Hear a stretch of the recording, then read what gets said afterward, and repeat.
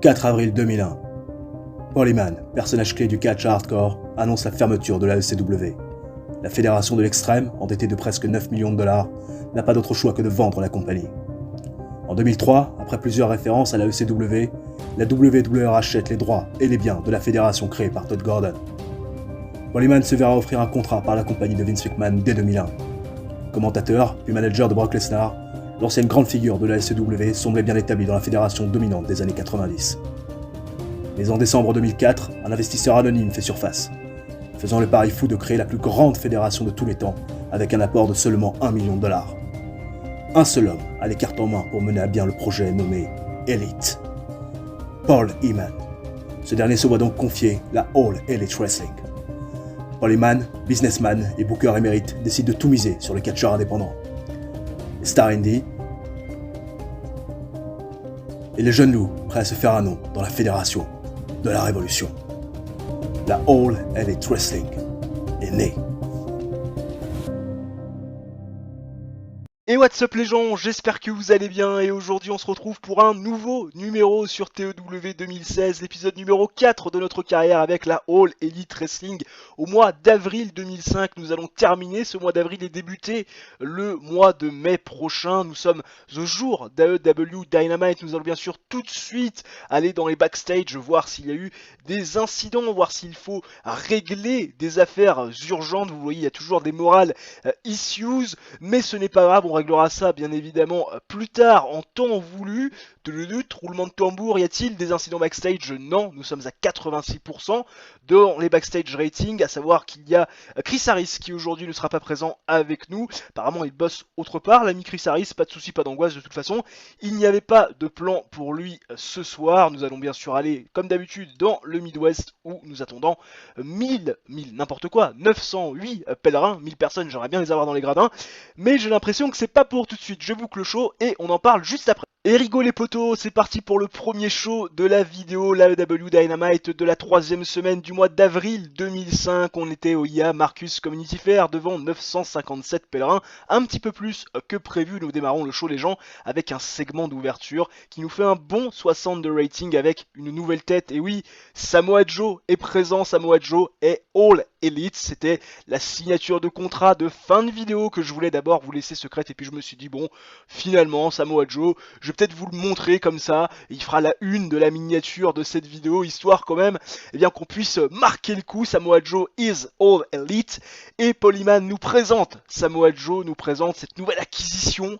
Forcément dans les tribunes on se compte déjà des Joe, tu vois, mode WWE et AEW d'aujourd'hui, puisqu'il a signé très récemment bien évidemment dans la fédération de Tony Khan. Bref, Samoa Joe accueilli forcément comme il se doit par la foule, mais Samoa Joe est heel. Samoa Joe débute sa gimmick de no gimmick needed et rating initial de très bon.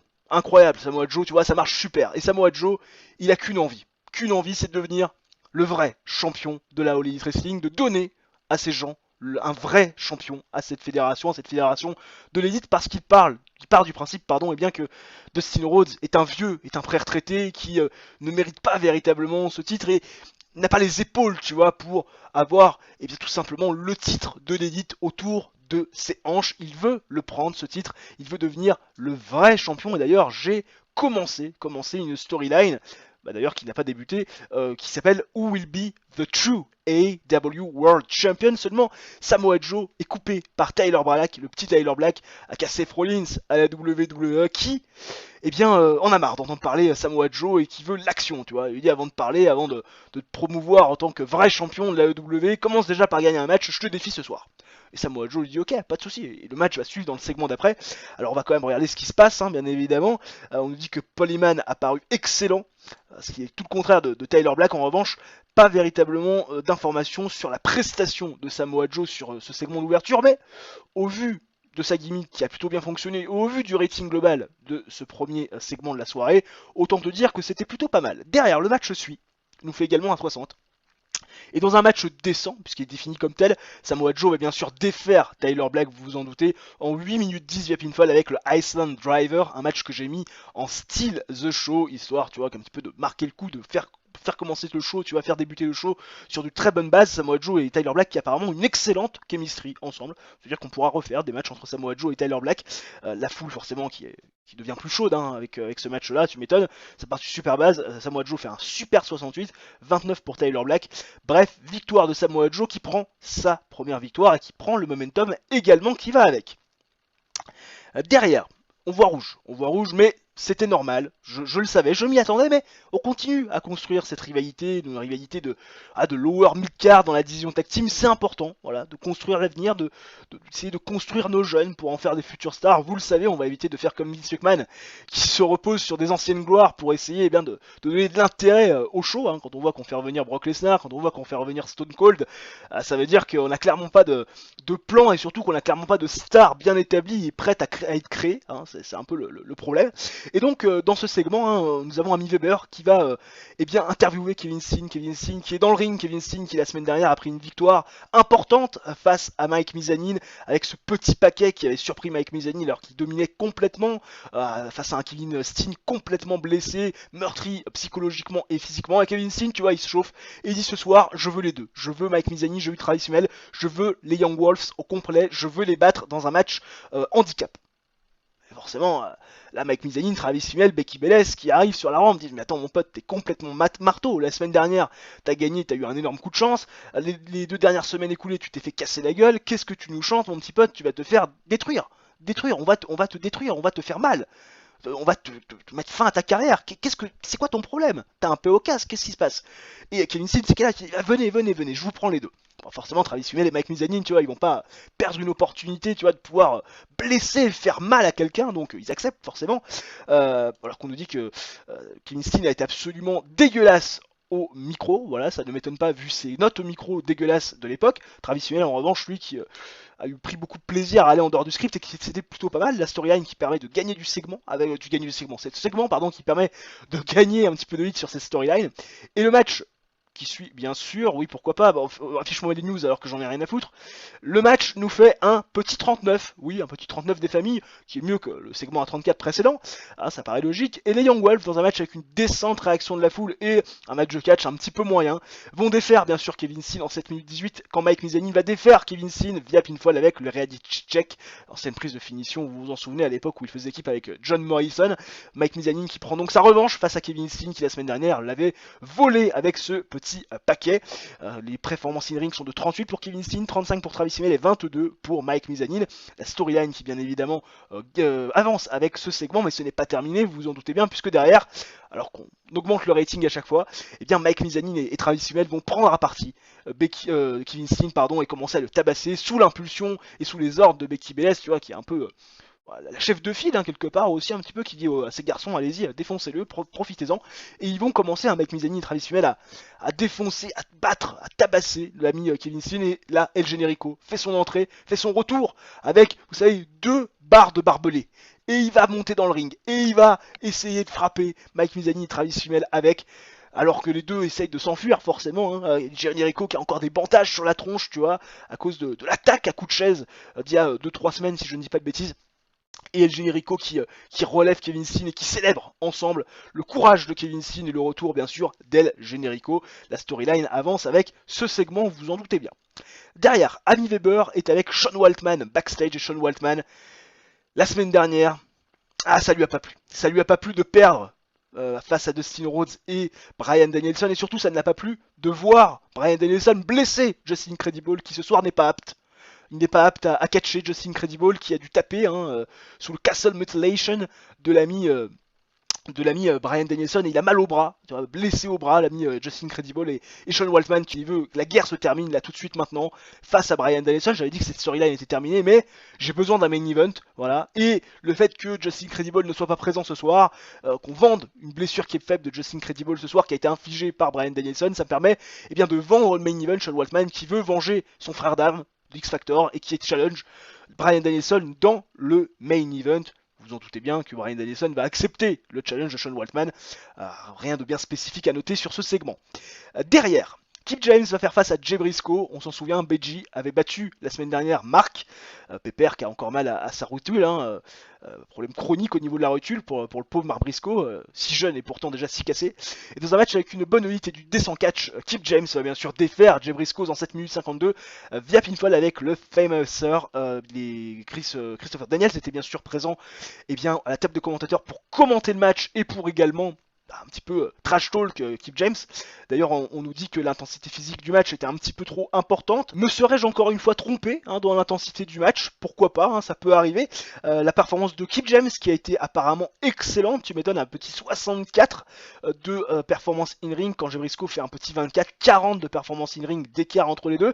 Et la storyline entre New Age Alliance et SCU bien sûr avance grâce à ce segment et gagne de la hit. On nous dit que Kip James n'était pas forcément dans un super jour. Si tu me fais un 64 en étant dans un mauvais jour, franchement, je prends. Victoire de Kip James qui donc, techniquement, après avoir battu les Briscoes, chacun leur tour, vont pouvoir aspirer à un match de championnat, un match de revanche, bien sûr, face à Christopher Daniels et Frankie Kazarian, SCU.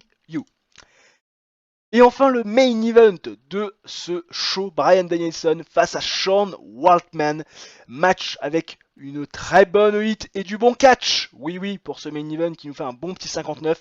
Bryan Danielson va bien sûr battre Sean Waltman en 17 minutes 21 via soumission avec le Castle Mutilation. On boucle la boucle, bien évidemment, entre Bryan Danielson et X-Factor. Ça avait commencé par une victoire de Sean Waltman teintée face à Bryan Danielson au Pay-Per-View Revolution. Ça se termine par une victoire clean de Bryan Danielson avec le Castle Mutilation, alors qu'il nous dit que il a triché, Bryan Danielson. Mais absolument pas, Bryan Danielson n'a absolument pas triché.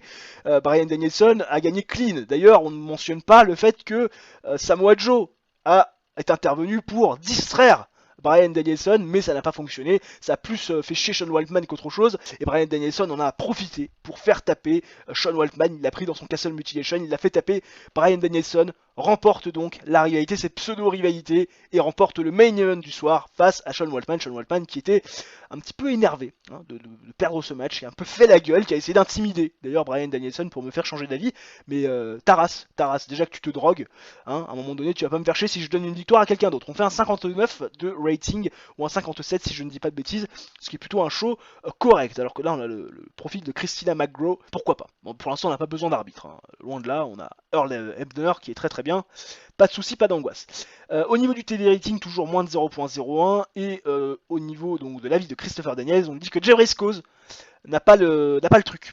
Voilà, le garçon doit probablement être résilié très rapidement. Il me semble qu'il y avait déjà eu Sean Waltman qui avait dit ça sur Jay Briscoe, il me semble qu'il y avait également Dustin Rhodes. Ça commence à faire beaucoup, mais bon, encore une fois, quand on sait ce qu'ils vont devenir, les mecs, plus tard, c'est vrai que j'ai un petit peu de mal à me dire qu'il faut me séparer des Briscoes, surtout dans la mesure où on les a quand même bien pushés ces dernières semaines. 5270 viewers sur ce show, c'est un petit peu moins que la semaine dernière, c'est quand même 900 viewers de moins que la semaine dernière, mais bon, c'est pas grave. Ça en revanche, c'est plus grave. Et pour être tout à fait franc avec vous, jeunes gens et jeunes jantes, ça commence à royalement me casser les couilles, ces incidents impliquant Sean Waltman. Oh non! Oh là, mauvaise langue! Il a simplement raté un rendez-vous avec un road agent. Ouh! Oula! C'est 3 fois rien. Tu prends une prune quand même. Ah, il améliore son comportement, mais comme quoi on a que des bonnes surprises. Non mais, comme quoi il ne faut jamais perdre espoir les gens. Surtout, ne jamais perdre espoir. C'est un conseil que je peux vous donner. Surtout quand vous avez Sean Waltman qui travaille pour vous. Bon, et bah allons-y gaiement les gens pour le deuxième show de la vidéo et dernier AEW Dynamite du mois d'avril 2005. Nous étions au IA Boone County Fairgrounds devant 949 pèlerins. Nous ne sommes jamais allés dans cette arena si je ne dis pas de bêtises. Et nous démarrons le show les gens avec un segment qui nous fait un petit 50 de rating. Vous voyez les protagonistes, Amy Weber, Samoa Joe et Bryan Danielson. Samoa Joe qui est le premier à arriver sur le ring au micro d'Amy Weber et qui nous dit que ce soir, après sa victoire face à Tyler Black et le statement qu'il a mis en place après finalement avoir décimé, détruit purement et simplement Tyler Black, et bien qu'aujourd'hui il veut un match face à Dustin Rhodes. Il veut Dustin Rhodes one-on-one pour le titre mondial. Et là il se fait interrompre par Bryan Danielson, vainqueur de Sean Waltman par soumission la semaine dernière. Bryan Danielson qui nous dit que ça marche pas comme ça. À le All Elite Wrestling, on ne demande pas les matchs de championnat sans les avoir mérités. En plus, Dustin Rhodes de ce que nous dit Bryan Danielson n'est pas là ce soir. En revanche, Bryan Danielson, il est là, il est frais dispo pour s'occuper de Samoa Joe dans le main event ce soir. Parce que ouais, Samoa Joe, la semaine dernière, il a pas seulement fait que se présenter et pas seulement fait que battre l'ami Tyler Black. Non, il a aussi essayé d'intervenir contre Bryan Danielson dans le main event. Donc ce soir, Bryan Danielson veut faire d'une pierre deux coups. Battre Samoa Joe, qui a tenté de le faire perdre face à Sean Waltman en intervenant, et quelque part en se positionnant aussi, si victoire il y a, pour aller chercher, pourquoi pas, le titre mondial et avoir un match de championnat face à son ami et mentor Dustin Rhodes. Samoa Joe, bien évidemment, accepte. Abby Weber n'a pas été très à l'aise, a priori, pour aller en dehors du script sur ce segment. Pareil pour Samoa Joe, et c'est exactement la même chose pour Bryan Danielson. Bon, ce qui peut expliquer les 50 de rating vu la star power qu'on avait dans ce segment. En revanche, la storyline Who Will Be the True AEW World Champion recommence avec ce segment qui implique Samoa Joe et Bryan Danielson. Derrière, SCU vont faire face aux Briscoes qui ont été battus, on s'en souvient, par les New Age Outlands la semaine passée, et SCU, Frankie Kazarian et Christopher Daniels vont bien sûr dans un match décent disposer des Briscoes en 9 minutes 27 quand Christopher Daniels va défaire Jay Briscoes via pinfall avec le Angel Wings. Christopher Daniels, comme d'habitude, est au-dessus de tout le monde en termes de performance in-ring, 67 de performance in-ring. 33 pour Frankie Kazarian et 28 et 33 pour Jay et Mark Briscoes. Mark Briscoes, ça commence à ressembler à quelque chose. Jay Briscoes, un petit peu encore en dedans. Les chemistries sont toujours excellentes, bien évidemment, par rapport aux équipes qui ont l'habitude, bien évidemment, de catcher ensemble et de catcher contre aussi. Mark Briscoes qui est toujours forcément un petit peu ralenti et déstabilisé, pénalisé par rapport à sa blessure qu'il traîne encore au niveau de la rotule. L'intensité du match qui était un petit peu trop importante, je vais encore foirer l'intensité du match, tout va bien. Et la storyline, New Age Outlands contre SCU, bien sûr, gagne de la hit avec cette performance et cette apparition de SCU face aux Briscoes.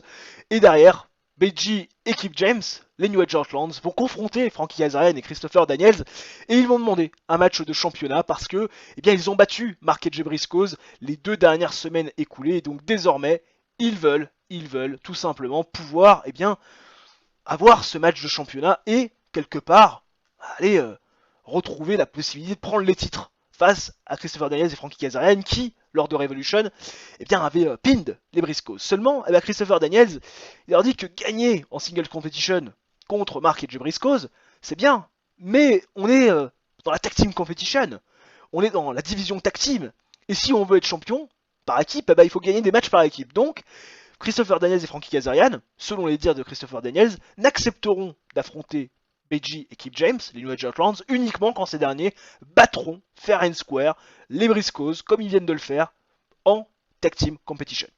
C'est dit, c'est clair, c'est précis. 56 de rating, Kip James qui a fait du super boulot au micro. Pareil pour Christopher Daniels, Kip James qui a paru super bon. En revanche, Frankie Kazarian, il sait toujours pas ce qu'il fait là. C'est un véritable plot et même ça, c'est trop difficile pour lui. Derrière, Chris Harris va faire face à Tyler Black. Un petit match pour calmer les gens, random, RAS, Chris Harris qui va s'imposer dans un match qui nous fait un petit 41 de rating. Match avec une décente réaction de la foule et un match de catch moyen. 7 minutes 19 de combat pour voir la victoire de Chris Harris via le kata tonic. Performance de 42 in-ring pour Chris Harris, 23 pour Tyler Black. C'était le petit segment match pour essayer de calmer un peu la foule. Derrière, Amy Weber est avec Mike Mizanin, Travis Evil et Becky Belair, les Young Wolves. Et bien évidemment, ils parlent du retour d'El Generico. Ils ne comprennent pas comment El Generico a pu se remettre aussi vite de l'attaque qu'il a subi il y a quelques semaines. Travis Evil qui avait tout mis avec les coups de chaise dans la face de El Generico, le sang qui avait giclé de la tête d'El Generico. Mais non, il est là et ça fait un peu peur, tu vois, Travis Summel et Mike Mizanin, tu vois, quand ils ont vu El Generico la semaine passée revenir, ils ont vu un fantôme, tu vois, et donc ils sont pas trop, ils savent pas trop où se placer, ils savent pas trop quoi penser, ils sont un peu perturbés. Et El Generico et Kevin Steele vont profiter un petit peu de cet avantage psychologique qu'ils viennent de réavoir avec le retour d'El Generico, et bien pour challenger Travis Summel et Mike Mizanin dans un tag team parking Lord Brawl, tu vois, s'ils veulent de la baston les deux, parce qu'apparemment ils aiment bien attaquer les uns et les autres en dehors des matchs et des stipulations de match, donc ils les challenge dans un tag team parking Lord Brawl pour la semaine prochaine. Et Travis Summel et Mike Mizanin, tu vois, ils savent pas trop, ils se regardent, et Becky Belair qui dit on accepte. Elle prend les devants, leader jusqu'au bout, tu vois, de la team, jusqu'au bout, leader de la team, on accepte. Très bien, le match est booké pour la semaine prochaine. Tag Team Competition dans un parking Blood Brawl entre El Generico et bien évidemment les Young Wolves. Travis Email qui fait toujours un superbe boulot bien évidemment dans le segment en improvisant super bien. Il a la foule dans sa main tout au long du segment et la storyline avance bien évidemment avec ce segment même si ça ne gagne pas de hit. Et enfin le main event nous fait un petit 68 de rating, un gros 68 que dis-je. Bryan Danielson, Samoa Joe est dans un match avec un grand catch et une bonne hit. Bryan Danielson va défaire Samoa Joe en 13 minutes 54 via pinfall avec un fast roll-up. Et oui, Samoa Joe qui s'est fait surprendre par Bryan Danielson. Petit paquet tombé 1, 2, 3. Samoa Joe complètement surpris, pris par surprise par Bryan Danielson. 68 de rating, ça permet de donner une victoire à Bryan Danielson, une victoire de prestige. On dit que la chemistry est excellente entre Bryan Danielson et Samoa Joe. Ça veut dire qu'on pourra refaire des Samoa Joe, Bryan Danielson pour notre plus grand plaisir. Bryan Danielson qui a une performance de 62 in-ring et 65 pour Samoa Joe. Mais ça ne se termine pas ainsi puisque à la fin du match, pour un rating exactement pareil que le match précédent, Samoa Joe va s'acharner sur Bryan Danielson, il va tenter de défoncer Bryan Danielson qui lui a un petit peu steal the victory, comme diraient les Américains, piqué la victoire, chippé le combat victorieux, et Dustin Rhodes va intervenir en faveur bien évidemment de Bryan Danielson, faire fuir Samoa Joe alors que Dustin Rhodes n'était soi-disant pas là, mais Dustin Rhodes va encore faire le save pour Bryan Danielson, va encore aider son protégé Bryan Danielson à reprendre ses esprits et surtout à faire fuir Samoa Joe. La storyline avec ce segment et cette implication de Dustin Rhodes dans le segment avec Samoa Joe gagne de la hit. Et on fait un très bon 62 de rating pour ce show. Ça me plaît bien. Alors que là, on a le profil de Too Tough Tony. Garçon qui apparemment a commencé le catch dans le milieu des années 90. Malheureusement pour lui, son profil ne m'intéresse guère. Qu'est-ce que j'irais faire d'un garçon qui a débuté sa carrière dans les années 1990 et qui aujourd'hui n'est plus véritablement ni une valeur sûre ni un futur crack. Alors, toujours moins de 0.01 de TV rating. Un petit peu compliqué tout ça aussi. 5290 viewers. C'est un petit peu plus que la semaine passée, mais ça casse pas trois pattes à un canard non plus. Je m'attendais un petit peu à mieux, étant donné que le rating est quand même de 5 points supérieur à celui de la semaine passée. Alors, le rating augmente, mais malheureusement, le TV rating, l'affluence via télévision, ne suit pas le cours des choses, et c'est un petit peu problématique. On va quand même regarder au niveau de la size si on a pris un point d'importance. On est à 28. Nous sommes à 28, les gens, nous sommes désormais à un point, et plus qu'un seulement, de passer en size régional, ce qui, je rappelle, va changer énormément de choses pour nous. Début du mois de mai les gens et début des emmerdes. Non je déconne, même si on en est quand même pas loin. Vous le voyez, il y a pas mal de messages qui s'affichent sur mon dashboard. Début de mois, ça rime souvent avec énormément de messages sur la boîte mail et ça démarre avec la bataille régionale, le résultat de cette bataille régionale du mois de mai 2005 où on termine deuxième un petit peu partout, excepté dans la Tri-State où on a terminé premier. Faites péter le champagne chez vous. Derrière, on nous dit qu'AJ Styles a fini sa tournée avec la ASW. C'est une fédération qui est en size small, qui n'est pas véritablement une concurrente. Samoa Joe s'est vu offrir un contrat par cette ASW, toujours bien évidemment sous forme de tournée. Pareil pour Christopher Daniels et pareil pour Brian Kendrick. Bon, il y a également des positions de booking qui sont disponibles, la Shimmer et la AIW. Bien évidemment, ça ne nous intéresse pas, on reste à la All Elite Wrestling, mais ce qui m'intéresse en ce début du mois de mai, et oui, lundi 1er mai, fête du travail, et oui, les gens vont être contents parce que ça tombe pas un week-end, voilà.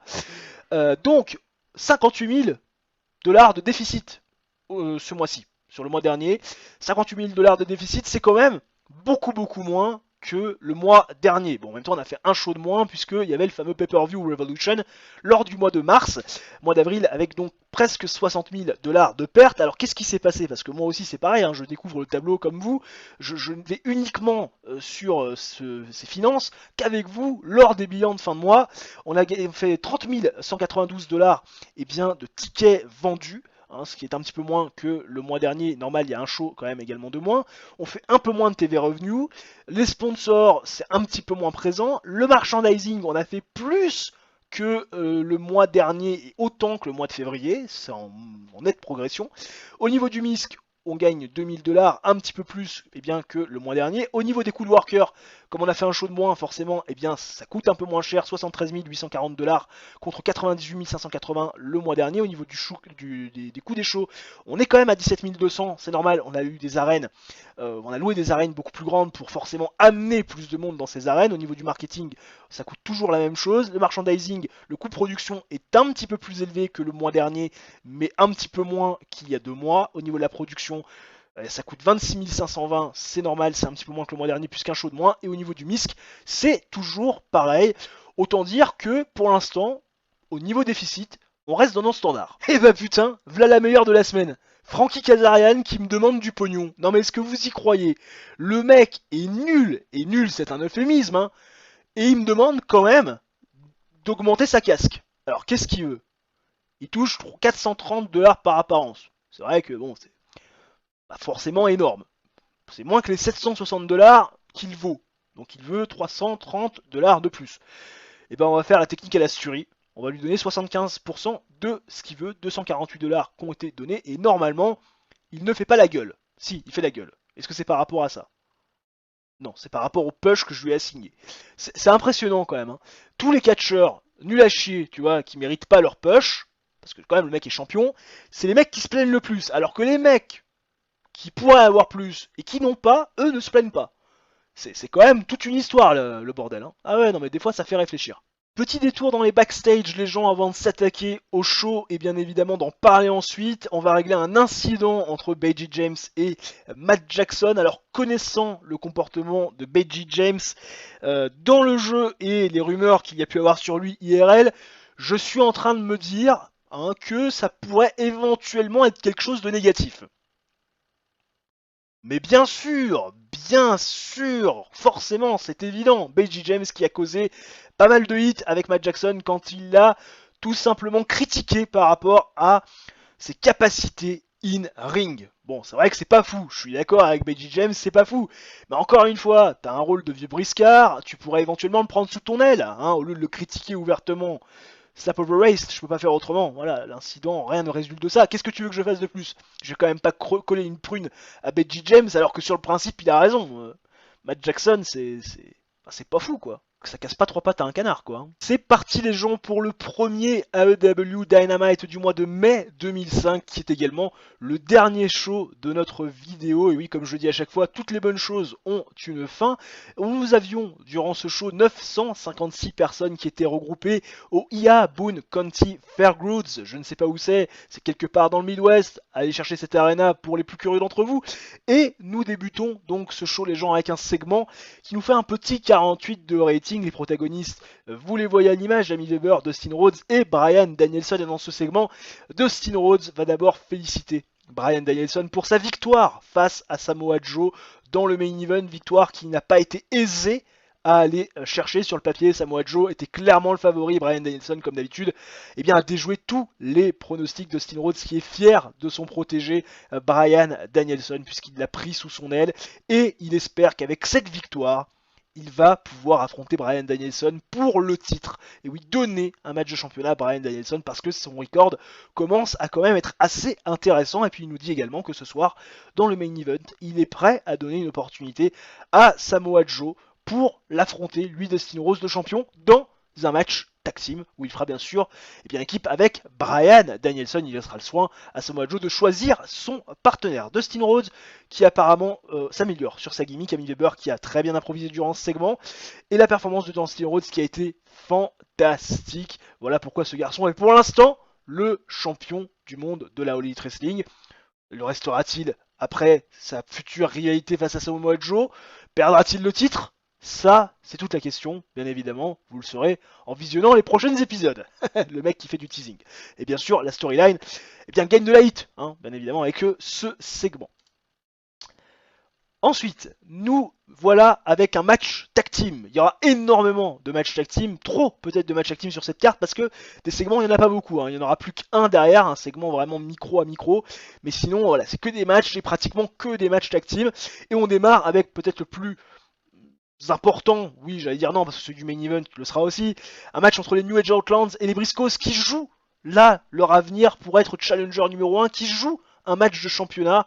si il venait à battre les Briscoes et dans un match qui nous fait un 60 de rating, match défini comme décent, les New Age Outlaws vont défaire les Briscoes en 11 minutes 25 quand Benji James va défaire Mike Briscoes via pinfall avec le Spike Pill Driver. Benji James qui avait critiqué, on se souvient, Matt Jackson dans les backstage plus tôt durant la soirée et qui là va corriger une nouvelle équipe de jeunes. Pas de soucis, pas d'angoisse, ça permet bien évidemment à la storyline de gagner de la hit, hein, c'est ce bon rating de 60. Christopher Daniels était à la table des commentateurs, 78 de performance in-ring pour Kip James, qui a paru forcément excellent, en même temps la performance de 78 est incroyable. Benji James qui part en reste avec 67 de performance in-ring, 30 pour Jay Briscoes et 33 pour Mark. Mais bien évidemment, le petit segment ne se termine pas là, puisque derrière les New Age Outlaws, dans un segment qui nous font un 40 seulement, vont venir confronter Christopher Daniels et Frankie Kazarian qui étaient à la table des commentateurs pour commenter le match. Ils vont venir les confronter. Christopher Daniels, Frankie Kazarian qui vont se lever, qui vont brandir leur ceinture. Il va y avoir des jeux de regard, ça va durer 2 petites minutes, histoire de teaser un peu, tu vois, l'affrontement, prendre un avantage psychologique sur une équipe. On ne sait pas, en tout cas, ce qui est sûr, c'est que les 4 ont envie d'en découdre. Même Frankie Kazarian et Christopher Daniels qui sont moyennement heureux de la défaite des Briscoes, ce qui implique forcément que New Age Outlaws soient challenger, mais quand même. Ils ont envie de montrer qu'ils sont vraiment au top de cette division. Donc Ice to Eyes avec New Age Outlaws en attendant bien sûr prochainement leur affrontement. Derrière, Chris Hero va battre Tyler Black dans un match qui nous fait un rating de 34, absolument dégueulasse. Match avec peu de réaction de la foule, un match de catch qui était assez moyen. Chris Hero qui défait Tyler Black en 9 minutes 25 via pinfall avec le Heroes Welcome. Pas forcément une... Si, ils ont une bonne chemistry, pardon, les deux. Très bien, pas de soucis. Heureusement, parce que sinon, qu'est-ce que ça serait s'ils avaient une chemistry qui est loin d'être folle. Ça aurait peut-être fait un 14 au lieu d'un 34. Les performances in-ring sont de 29 pour Chris Hero et 30 pour Tyler Black. Tyler Black qui fait, malgré sa défaite, une meilleure performance que Chris Hero. Derrière, les Young Wolves face à El Jericho. Je suis agréablement surpris de la note du match. Vraiment, je la voyais plus faible que ça. Mais écoutez, pourquoi pas, on va la prendre, cette note descente. 45 de rating pour un match entre les Young Wolves et El Jericho. Dans un match décent. Les Young Wolves vont défaire El Jericho dans un parking Lord Brawl après 9 minutes 35 de combat quand Travis Smith va défaire Kevin Steen via soumission. Non, c'est via pinfall, mais c'est pas grave. Après l'intervention de Becky Belaise qui aura frappé avec un point américain.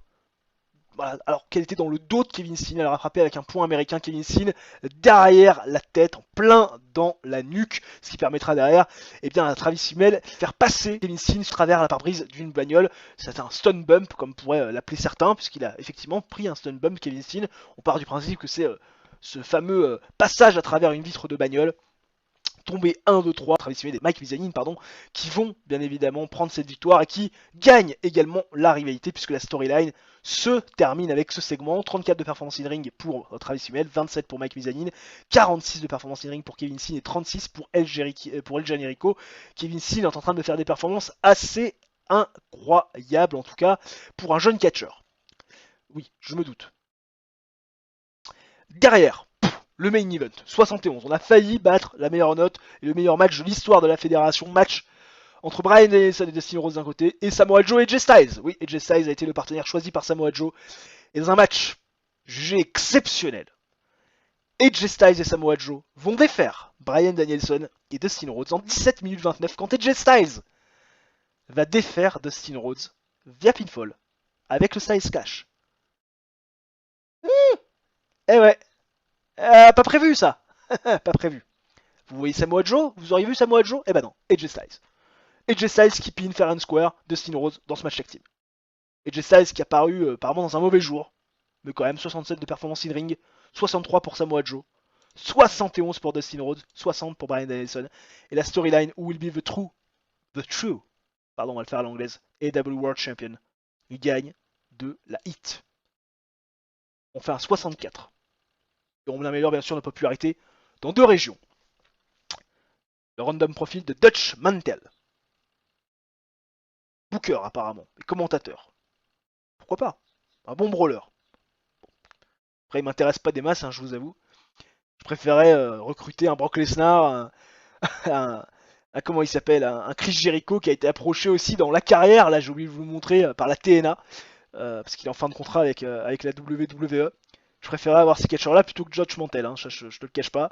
Bon, après, c'est vrai que malheureusement, voilà, on est en plein rêve hein, pour l'instant. Hein. C'est vrai que faire venir des catcheurs comme ça, avant d'être signé, avant d'être en size culte, ça sera trop compliqué malheureusement. Mais bon, c'est le jeu de, voilà, des carrières que l'on débute tout en bas, hein, quelque part. Hein. Alors, au niveau... Oula, de Dieu. Rey Mysterio, qui voit une offre de contrat de la WWE. Oui, parce que son contrat se termine avec la WWE. Et la WWE qui s'est déjà positionnée, oui, parce que je suis Rey Mysterio, tu vois, je suis un grand rêveur, je me dis que Rey Mysterio pourrait peut-être nous choisir nous plutôt que la WWE, non je déconne, même pas besoin, on pourrait même pas s'aligner de toute façon. Ami Weber, qui reçoit une offre de la AIW, on s'en fout, au niveau du TV rating, on est toujours à moins de 0.01, je suis curieux quand même de savoir, on fait 5990 viewers, bon, voilà, on est proche des 6000, c'est un petit peu mieux, voilà. Plus les shows passent, mieux c'est, parce qu'on a quand même fait 57 sur le premier show de la vidéo, 62 sur le deuxième, et 64 sur le troisième. On monte crescendo, hein. Si on gagne 2 points à chaque fois, les gars, on va dans quelques shows, là, dans une dizaine de shows, même pas, on est à 100. Tu vois, le fameux 100 de rating que Sturi n'aura jamais fait sur sa carrière. Bon, tu me diras, le 100 de rating sur un show global, c'est impossible. Hein. Enfin, franchement, je crois que là, faire tout parfait, ce n'est malheureusement point réalisable. Au niveau des storylines, parce qu'on va quand même faire un tour avec ces storylines. New Age Outland contre SCU, c'est 57 de hit. 57 également pour qui sera le vrai champion de la All Elite Wrestling. Et au niveau des titres, j'imagine qu'on n'a pas gagné de prestige. 60 de prestige pour Dustin Rhodes et 50 pour l'instant de prestige pour ce titre par équipe détenu par SCU, Frankie Kazarian et Christopher Daniels. Je pense qu'au niveau de la size, on n'a pas bougé, on est toujours à 28. Sinon, j'aurais eu la notification comme quoi on est parti passer en size régional. Size régional qui sera forcément l'objectif de la prochaine vidéo. J'espère qu'on pourra y arriver à l'accrocher, hein, ce size régional qui changerait tellement de choses pour nous. En tout cas, j'espère que cette vidéo vous aura plu, voilà, qu'elle aura retenu vos attentions. Si c'est ce cas, n'hésitez pas à réaliser votre coup du chapeau, le like, l'abonnement et l'activation de la cloche. Et nous on se retrouve très prochainement pour une nouvelle vidéo TOW ou autre. D'ici là, portez-vous bien, ciao bye bye et à la prochaine.